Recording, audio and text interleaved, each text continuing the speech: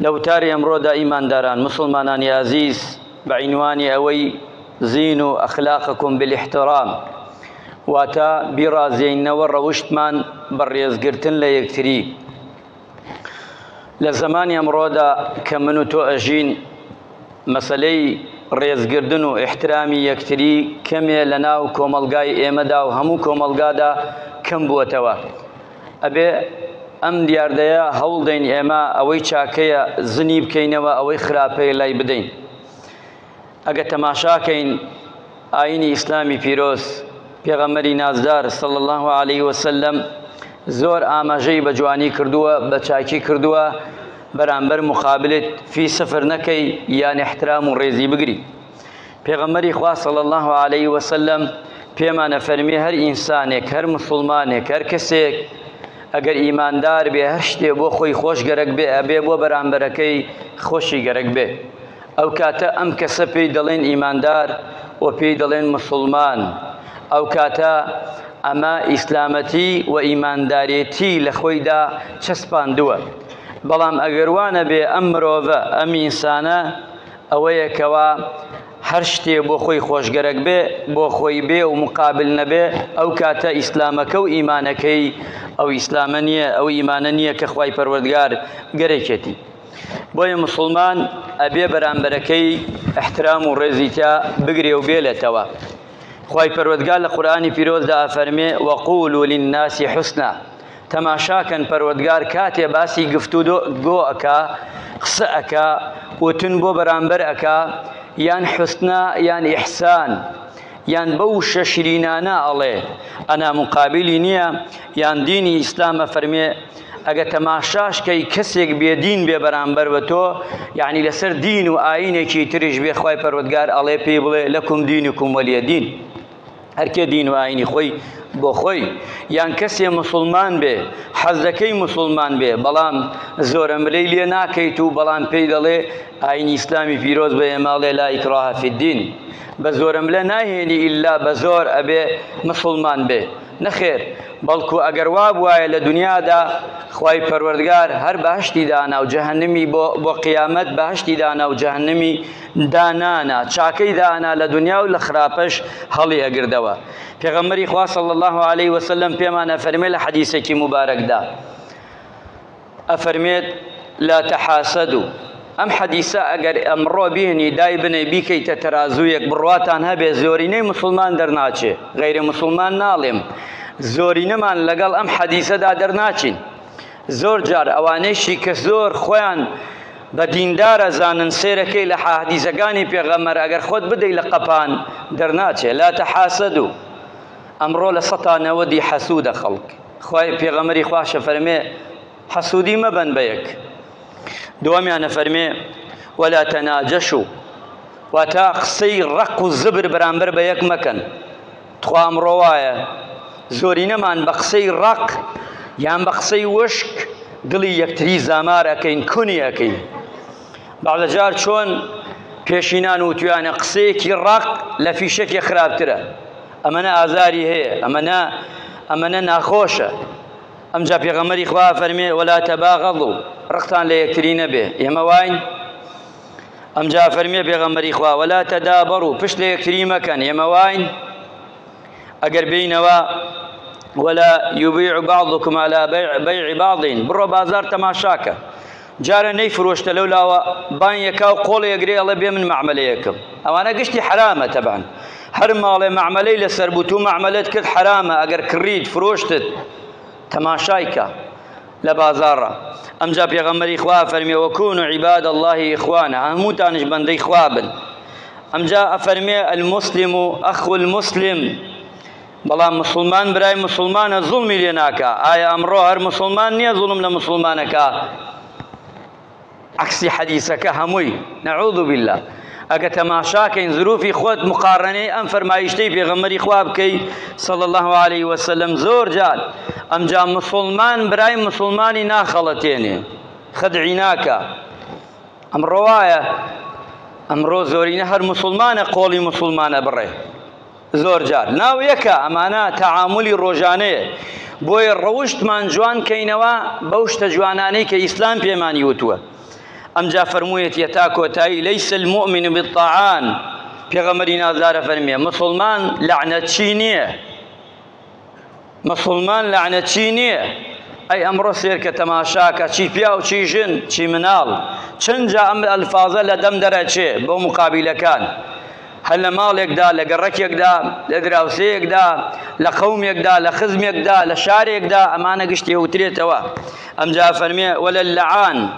نەطعنەدا لە نەعلەتەکە نەعلەتەکە نەطعن تەعن چۆنە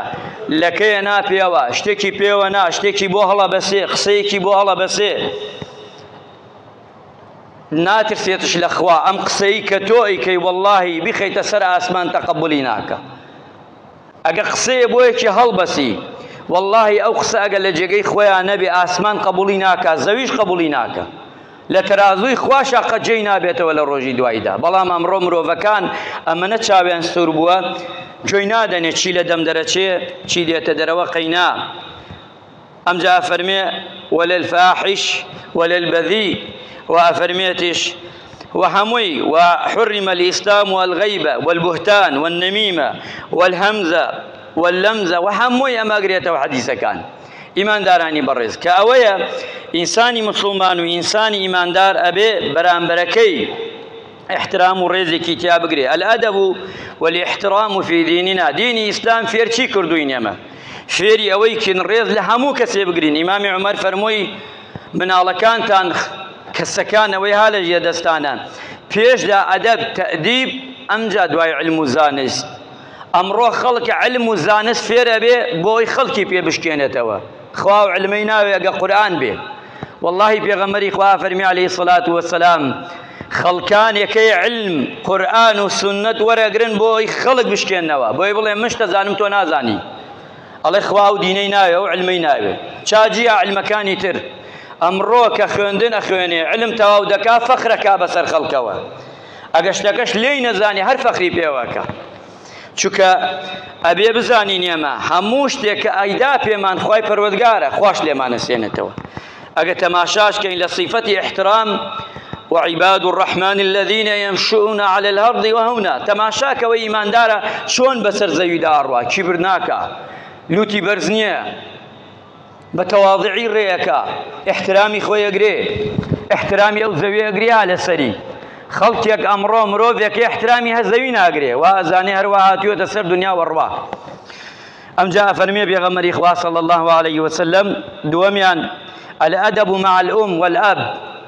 احترام لقلب او كدايك والله دايك شوايه تلفون من بواكا عليه لقر والله كما ناتو انا مخصبكم اقيرين تسرما هاواركا لەگەڵ ژنەکەیشیدا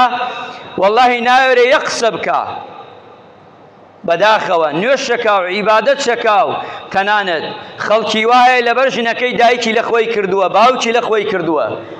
ناو خۆشی ناوە مسلمان دیندار ئیماندار ئەوە لە کوێ جێ بێتەوە کامە احترام باوک و دایکە ئەو دایک و باوکە شەرع پێمان ئەڵێ لە قەبرشدا مافی تەواو نابێ نەک لە دنیادا. معقولە ئەمڕۆ گەنجێک ژنێک دێنێ خێزانە دێنێ ئیتر دایکی هیمالەکە باوکی هیمالەکە بەخوا قەت سەرکەوتوو نایە ئەو کەسە بەخوا مناڵەکەی سبەینی ڕێزی ناگرێ.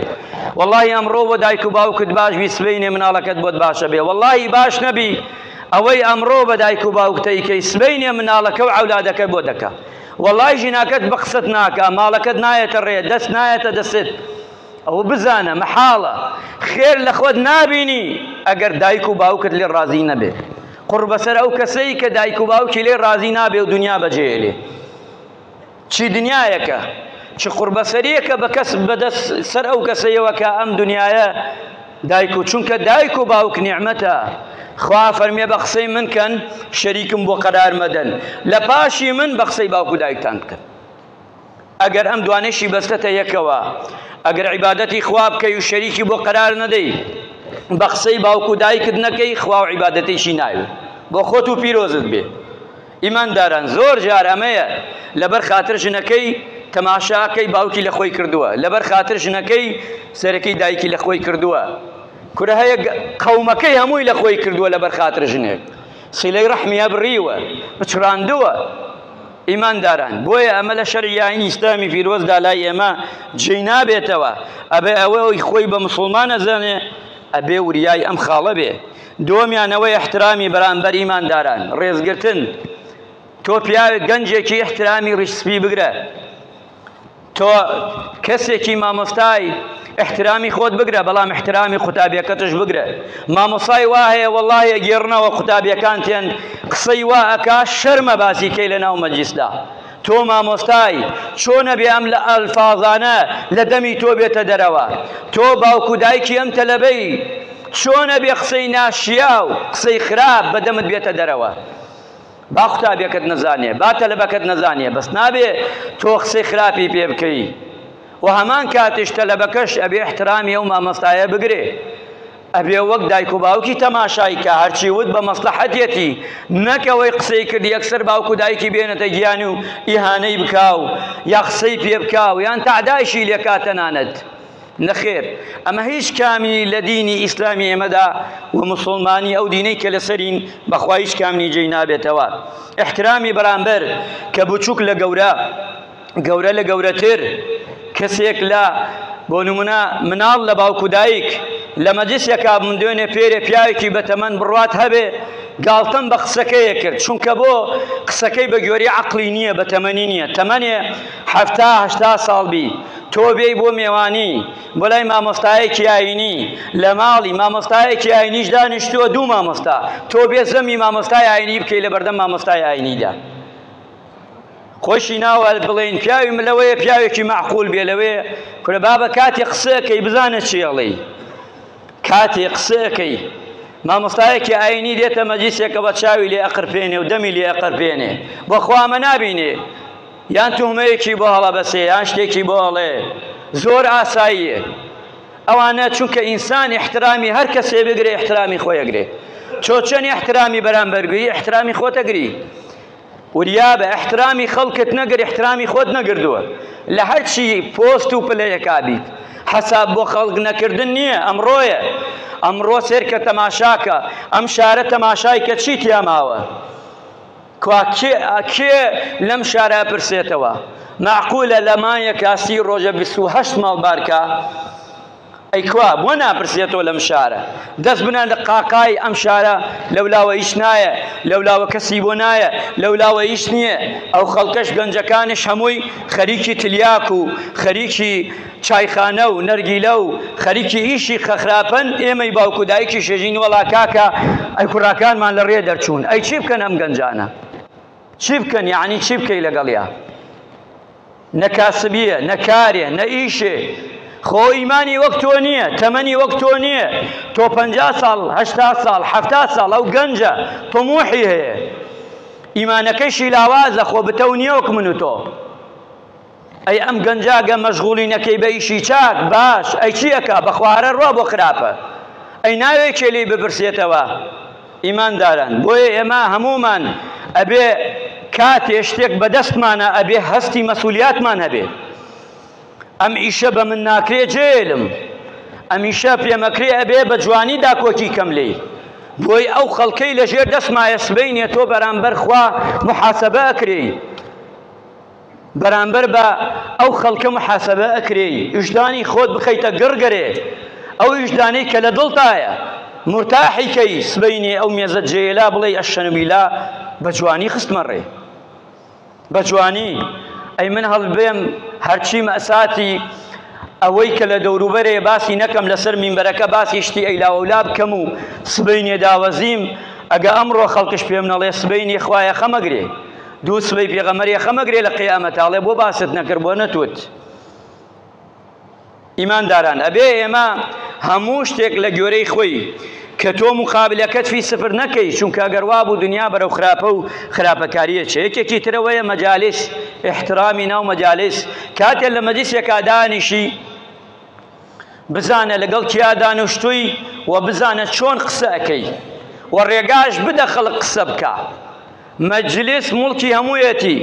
مڵکی تاکە شەخسێنی هەرە و قسە بکە و باقی قسە بکە ئیلا لە مەجالیسان نەبێ ئەوە فەرمووەکەن لە چەند کەسێک بۆی مەجالیسی خەیرە و بۆ ئەوەی ئیشەکە کورت بێتەوە و ببڕێتەوە بەڵام غەیری ئەوە لە مەجالیسا کاتێ قسەکەی وریابە ئێمە مەجالیسەکانمانش دانیش بۆی تەعنە بدەین لە یەکتری بۆی من ئەو بشکێنمەوە غێر مباشر ئەوش من بشکێنێتەوە غێر مباشر لە گەورەمان بۆ بچووک خەریکە فێرم دیاردە ئەبین لە باتی ئەوەی ڕێز و احترام و تەقدیر لە ناو مەجالیسەکانە زندی بکەینەوە ئەوەی کە مردووە زیاتر زنی بکەینەوە ئەوەیشی کە هەیە زیاتر پەرەی پێ بدەین خاڵێکی ترمانەوەیە ئیسلام پێمانەڵێ احترامی ئەهلی علم و زانست بگرین ئەهلی خبرە بگرین ئەوەی پیاوێکی بەتەمەنە ڕیشی سپیە بزانە چۆن لەگەڵ یا قسەکەی پێغەمبەری خوا صلی الله علیه وسلم نوێژەکە گەنجێک و پیاوێکی وەتەمەن دێن بۆ مزگەوت خوای گەورە جەلە جەلاله لە حەوت تەبەقەی ئاسمان و ئەمرەکە بە پێغەمبەرەکەی ڕکاتەکە تەواو نەکەی لەبەر خاتر چی باوڕکاتی یەکەم تەواو نەبێ لەبەرەوەی گەنجێک لە دەرەوە ناداتە بەردەم پیاوێکی بەتەمەنا بێت بگێتە نوێژەکەی خوای گەورە فەرمانەکە بە جبریل بگەێنە محەممەد عەلەیهی السەڵات وەسەلام بەس ئەوەی احترامی ئەگرێ ناکەوێتە پێشی ئیمامی حەسەن و حوسەین ڕەزا و ڕەحمەتی خوایان لێ پیاوێک هەڵەیەکەکە تەماشاوە کێمەنی یەکسەر بشنە گژیا ئێستا خوا نەکا لە ناو نوێژایەکی مەلایە هەڵەکە ئەوێتە هەرایەک فەوزایەک ئیتر هەرکێ لە جێی خۆی قسەکە تەنانەت لە نوێژدا هەڵەیە ئەکرێ ئەبێت هەرایەک فەوزایەک یان کەسی ئەبینی هەڵاکە یەکسەر ئەڕوا پێژێ ئەیگرێ و لە ناو خەڵکا تو بۆات کرد ئەمە کەیشە ئەمە بۆ واکەی گوایە نەسیحەتێکە حەیە با لە ناو خەڵکە وایە زانێ نەسیحەت چە ئیمامی حەسەن و حوسەین تەماشاکە ئەم دوو مناڵە جوانە ئەم دوو بلبلەی چاوی پێغەمبەری خوا صلی الله علیه وسلم چاوی مبارەکی پیاوێکە بینین دەستنوێژەکەی هەڵەیە نایەژن پێی دەستنوێژی هەڵەیە عیبادەتەکەی تەواو نییە نوێژەکەی قبوڵ نییە پێی ناڵێ ناڕۆنە گیانی بڵێن مام حاجی تۆ نازانی نوێژ بکەی تۆ نازانی دەستنوێ بسێنی ئەمە زۆر جار ئەوترێ بە توندی چونکە منتیقەی ئێمە هەر گەرمە هەر بە گەرمی شتەکان ئەڵێین بە قسەی خۆش ناڵێین بەڵکو ئەڕۆن ئەڵێن کا حاجی مام حاجی ئێمە براکەم ئێمە هەردووکمان برای من دەستنوێژم سندووە ئەوش دەستنوێژ ئەوەژێ دەستنوێژی تۆ تاو نوێژێ دەستنوێژی تاو نییە قسەکە مەشهورە پیاوە تەمەنەکەشە زانێ مەبەستی چیە تێگا تەمەنە لە دنیادا خیبرە هەیە تێگا یەکسەرە کوڕەکانم هەردیانەگرێ و ماچیانەکەوەڵێ کوڕە شرینەکانم هەردگی تەواوەینەکەی من تەواو نییە هاچەنێ بە ئەدەب و بە جوانی بەرامبەرەکە تێگەن زۆر جار تۆ شتێکە توانی بە حیکمت بیگەیەنی بە قسەی شیرین بە گفتاری شیرین احترامێکی جوان بانگی کەی مەدحی بکەی ئەگە تووڕەش بوو قەینا کەمێ بێدەنگ بە تۆ قەیچەکە باو تووڕە بێ خۆی سار دەبێتەوە دوای دێتەوە ئەڵێ ئەوەی کردە هەڵەیە ئاسایی بێلاتەن زۆر ئەمە گرنگە لە ناو ئێمەدا بەڵام ئەبینی زۆر جار شتێکە بێ بەڕاستی یەکسەر ئەچنە گژیایان یەکسەر شتەکە بە نەوعێکی احترام و احترامی ئەو کەسانەی کە فەضلی هەیە لەسەرت ئەو کەسەی چاکەی هەیە وەلا تەنسەو الفەضڵ بەینەکوم خوای گەورە فەرمێت چاکەی بەینتان پشتگوێ مەخەن ئەمڕۆ خەڵک هەزار چاکەی لەگەڵا بکە ڕۆژێ ئیشێکی بۆ مەکە برا ڕۆکی پیاوێکی خراپە بە تایبەتی ئەو مۆزەفانەی هەن لە دایرە ئەمە زۆرترین کێشیانێ زۆرینەی ئەم گلەیانەیە تو دەجاچی دە دایرەکەی هەڵەسیە لە بەردەمت ئاوی سارتەداتێ ئیشەکەت بۆکە ئیشەکەش نەکراوە هەر بۆتەکە یەک گلت بۆت ناکە ئیتر دەستەکەی دە غەیبەتکردنی و زەمکردنی ئەی بۆ وای ئەی نۆکەی تر بۆ نابینی بۆ یەکێکیان نەبینی دە چاکەت بۆکە یەکێکی ناکەی بەردەوام باسی خراپەکەیەکەی قەت باسی چاکەکەی ناکەی ئەی بۆ وابینێمە ئەمە کەی ئەوەیە کە خوا فەرمێ چاکە لە بین یەکتریا گوم مەکەن خاڵێکی ترەوەیە احترامی یەکتری مقابل بەرامبەر بە یەکتری ئەو شەوەیە با مسلمان بێ و غەیرە مسلمانش بێ شتێ نەکەینە هەڵا نەکەینە هەرا ئەدەم هەفتەدا ئیشە وتراوە ئەو دکتۆرە قسەی کردە دکتۆر عەبدولواحید خوای گەورە تەمەنی پڕخێر و بەرەکەت کردیانە هەرایەک و هەڵایەک بابە ئەگەر وابین بە قورعان لەسەر هیچ شتێ ڕێک ناکەوین ئێمە هەر قسەیە بکرێ و هەرێکی بەلایەکە بیبا و بەبایەک تەفسیری بکە بە قورعان هەناوێت لە ماڵێک شتا ئیش وا نابێ. تۆ مەکە پیرۆزە وەک ئاینی ئیسلامی پیرۆز لە دینی ئەوەی خۆی بە موسڵمان بزانێ مەکە پیرۆزە، ئەوە این کاری لێ ناکرێ.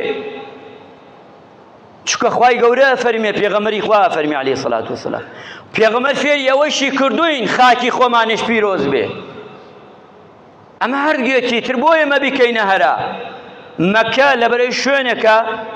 مەکە یەکێ لە شوێنە پیرۆزەکانی سەر زەویە. خاکی مەکە بەس، نەک خاکی سعودیە هەمووی، تاویلی نەکەین بە نەوعێکی تر، بەس مەکە خاکی خۆتش پیرۆزە. ئەی پێغەمبەری خوا نافەرمی عەلەیهی سەڵات وەسەلام مەکە ئەگە منتان دەرنەکردایە خەڵکەکەی دەرناچوو. قەزدی چییە؟ خاکەکەیەتی. ئەمە ئەوەیە، بەڵام ئێمە بڕۆین هەر قسەیە بکرێەوە هەزار تەفسیری بۆ بکەین، بەخوا قەت ناگەڕێتەوە بۆ ئەسڵەکەی. خوای گەورە ڕەحمە بە مولایەکمان بکە.